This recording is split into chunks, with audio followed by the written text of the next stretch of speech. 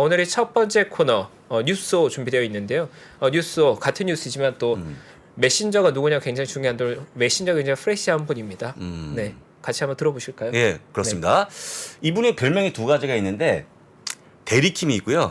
대세킴이 또 있습니다. 대세킴. 예, 어떻게 대세- 마음에 듭니까?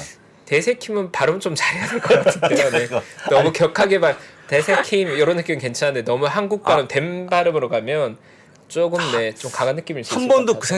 해본 적이 없는데 네. 갑자기 얘기하니까 그때부터 약간 저는 또, 일단 대리킴을 약간 더 큐트한 대리킴, 느낌으로 가도록 대리킴 하겠습니다. 한번 소개해 보도록 네, 하겠습니다. 예. 대리킴님 청하겠습니다. 네. 반갑습니다. 네, 안녕하십니까. 네, 안녕하십니까. 김영선입니다. 예, 네, 왜 이렇게 대리킴. 오랜만에 나오셨나요?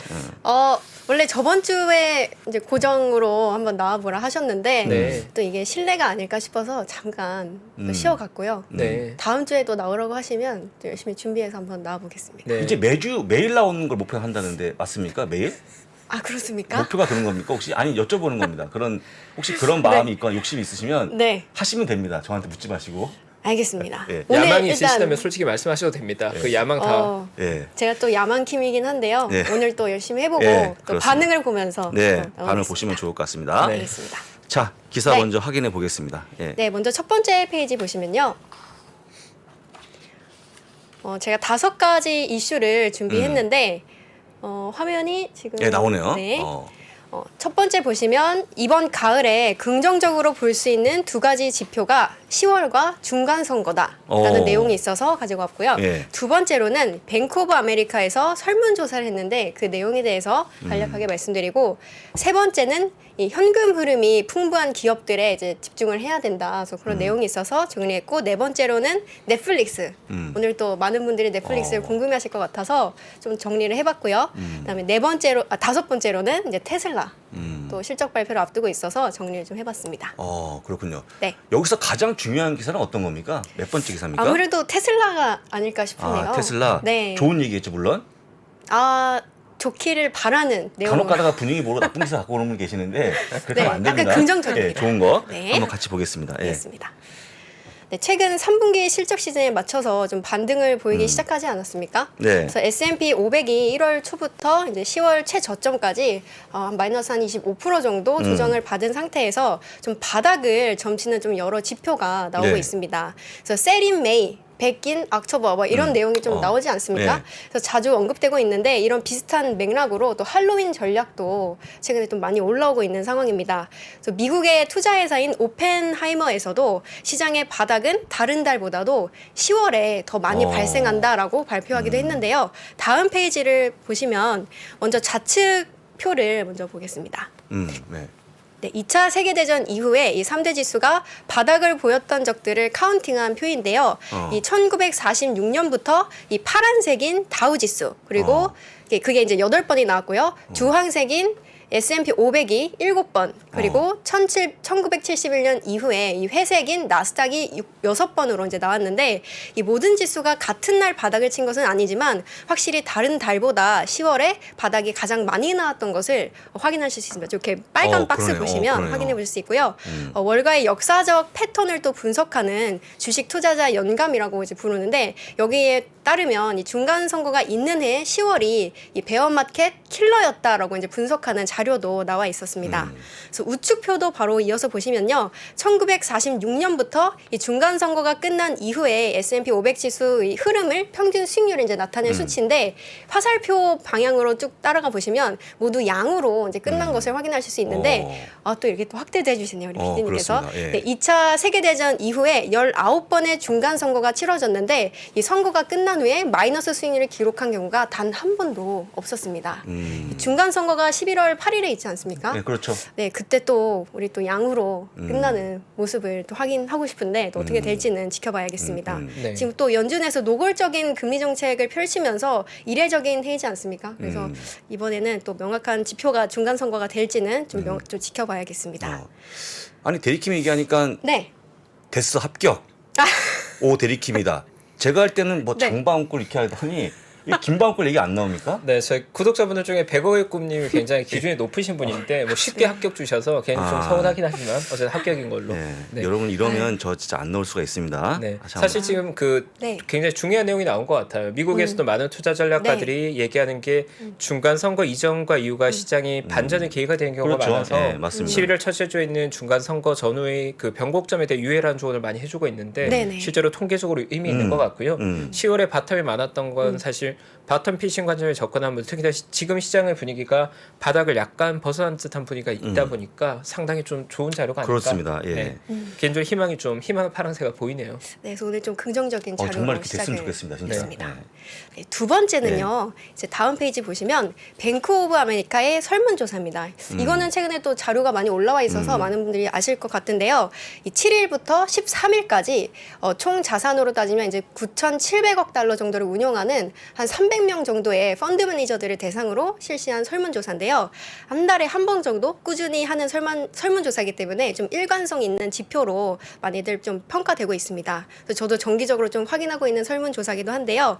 내용으로 들어가 보시면 그림 가장 끝부분 동그라미 이제 보시면 되는데 이 펀드 매니저들의 포트폴리오 내 그 보유 현금 비중이 평균 6.3%대로 21년 6개월 만에 최고 수준을 찍은 것을 확인하실 수 있는데 최근에 이 펀드 매니저들이 풀 캐피슐레이션이라고 해서 완전 항복 상태다 이렇게 또 설문조사에 답하는 모습을 보였습니다. 그래도 이 내년 상반기에 증시가 좀 바닥치고 올라올 수도 있다라고 답하는 모습도 보였었고요.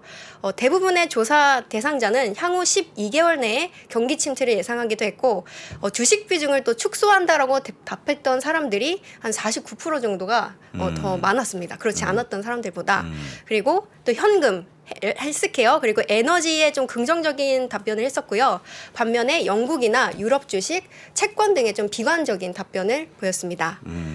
벌써 10분 아니 저거 보지 마세요. 시간이 전혀 구애받지 않으셔도 네, 전혀 구애받지 알겠습니다. 않습니다. 네. 예. 네, 다음 페이지에 보시면 하늘색 선이 이제 나오는데 응답자 답변 추이라고 해서요. 이 지수를 3개월에서 6개월 정도 선행하는 선으로 보시면 되는데 이번 10월 조사에서는 응답자의 91%가 향후 12개월 동안 EPS가 10% 이상 오르지 못할 것으로 예상을 했습니다. 그래서 보시면 아시다시피 앞서서 가장 크게 조정을 받았던 금융위기 이후에 가장 큰 수치고요.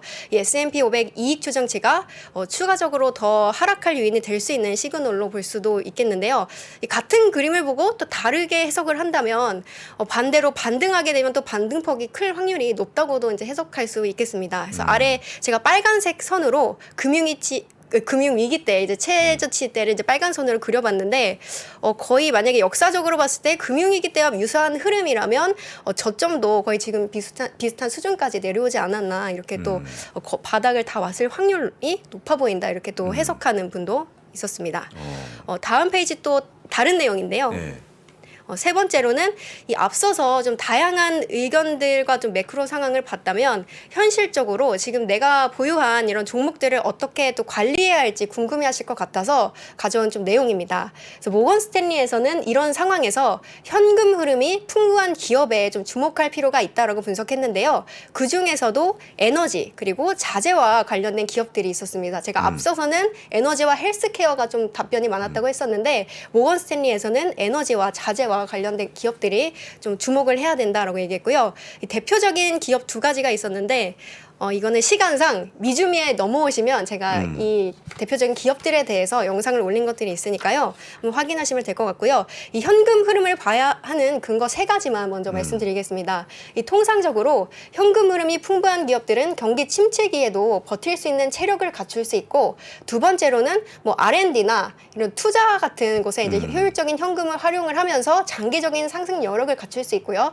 마지막으로는 금리 인상기에도 좀 원활한 자금 조달이 가능하다는 장점이 있기 때문에 이 모건 스탠리에서는 이런 세 가지 장점을 가진 기업들을 이제 추천했었는데 그것은 이제 미주미로 넘어오셔서 보시는 걸로 하겠습니다. 네, 다음 페이지로 넘어가시면 이거는 이제 그 기업들 중에 하나인 마라톤 오일 우리 부사장님께서도 좋아하는 기업 아닙니까? 좋아하시는 기업.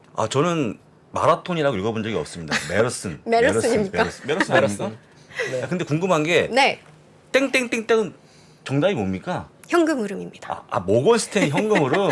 네, 아, 어그로 저는 끌기 이게 헤드라인. 설명 안 해주셨고 이게 뭔가 도대체 모건 네. 스탠리의 추천 종목이 있는데 현금 흐름. 현금 예, 흐름. 현금 네, 흐름. 어그로 네. 득템 축하드립니다. 네, 성공입니다. 득템했습니까? 네, 네, 네. 감사합니다. 어쨌거나 같이 올라가는데 많이 올라갔네. 68%. 예. 거의 70%대 예, 올라왔습니다. 많이 올라갔습니다. 예. 네. 그래서 다음 페이지 보시면 네, 이거는 이제 S&P 500이 마이너스 18% 빠질 때 대비해서 이 XLB가 뭡니까, 부사장님? 소재 관련 기업들. 그렇죠. 원자재 관련 소재를 기업들. 이제 예, 관련한 예. 이제 ETF인데요. 네. 스파이 대비해서 그래도 소폭이지만 좀 아웃퍼폼하는 조금, 모습을 예, 네, 조금. 확인하실 수 있고요. 이 자재와 관련된 기업으로는 스틸 다이내믹스를 또 꼽는 모습을 보였습니다. 처강업체입니다. 네. 예. 그래서 잉여 현금 흐름 수익률이 한 20%대로 이제 넘었다라는 내용이 있어서 디테일하게는 그 영상에서 한번 확인하시면 좋을 것 같고요.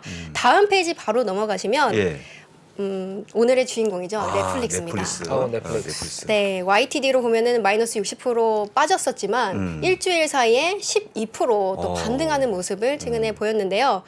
저는 이번 실적 발표 포인트를 크게 두 가지로 볼 수 있겠습니다. 첫 번째로는 양질의 컨텐츠. 두 번째로는 광고와 결합된 구독 서비스라고 정리를 했는데요. 유료 이용자 수가 240만 명이 늘었고 그렇습니다. 또 양질의 컨텐츠가 이제 성장 동력이라고 발표를 하기도 했는데 위에 이 컨텐츠들 혹시 보신 적 있으십니까?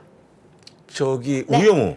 우영우. 우영우. 우리나라, 그다음에 김미한 네. 이야기. 네. 예, 혹시 뭐 네. 잠깐만요. 저도 우영을 챙겨봤고요. 네, 그레인맨과 퍼플러트 둘 다 봤습니다. 다 봤습니까? 자주 보시는구나. 이 컨텐츠들이 이번 실적 발표 때 아주 큰 힘을 발휘했다. 네, 예, 그런 발표가 있어서 가지고 나왔고 어. 두 번째로는 이 11월부터 광고와 결합된 이런 구독 서비스를 제공할 예정이라고 하는데요.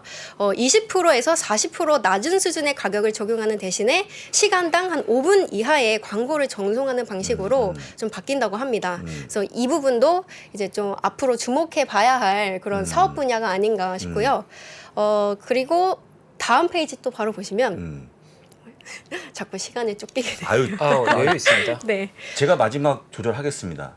알겠습니다. 제가 개장신 안 하면 됩니다. 그냥 하시면 될 것 같습니다. 하셔야 됩니다. 네. 테슬라가 실적 발표를 앞두고 있는 상황인데요. 한국 시간 기준으로 보면은 20일 오전 5시입니다. 그래서 내일 이제 월스트리트 시간대 또 보실 것 같은데 이 전기차 시장의 구도가 부품 공급 부족에서 또 수요 부진 문제로 좀 이동하고 있는 상황이지 않습니까?